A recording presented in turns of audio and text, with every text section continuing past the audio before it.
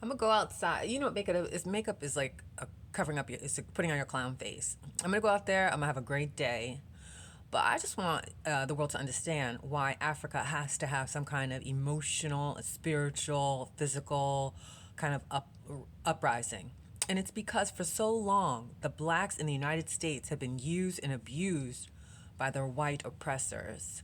The life of a black woman in America is one of heartache, being forced to be a second class citizen to a white woman while she uses your spirit and lives your lifestyle with her husband and her family. This is the most disturbing experience I've ever had in my life.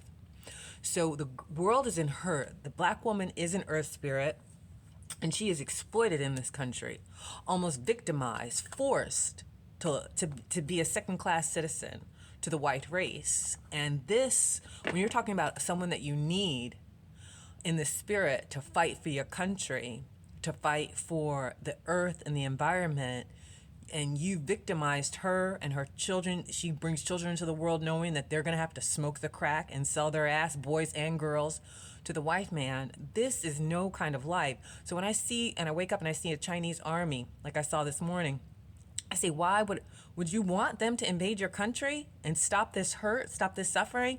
And there's a part of me that says, yes, you goddamn right. I don't want to have to sell my ass for a little cash for some white bitch and her white husband. It's everything is stacked against you being black in the United States. Now, I've had a nice life previously to coming to Ohio and understanding this spirit. But when you understand it, you are so enraged. You are so hurt. You are devastated. And so, yes, everybody in America, the blacks, are looking to Africa to have an uprising, to make them look good on the movie screen. They're intelligent, they're thoughtful, they speak several different languages, they know how to read, they can carry themselves on the world stage.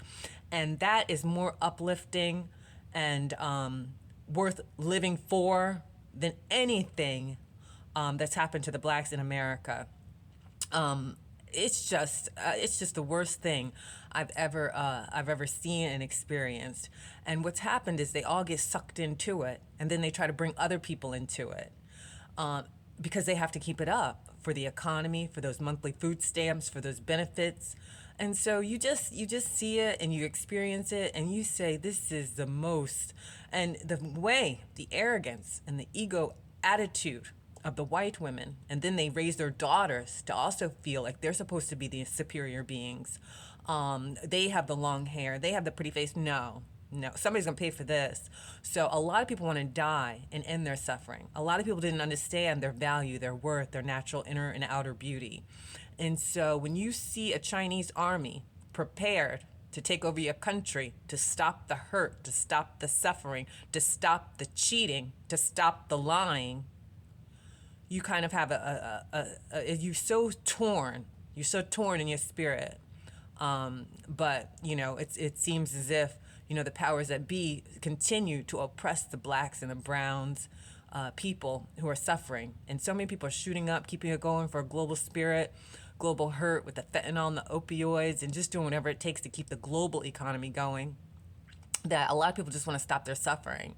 And like I said, I know a lot of people are suffering. I'm glad I don't have to do it. I lose my possessions here or there, but some people are really suffering in their spirit. And so you're very, very torn at this point.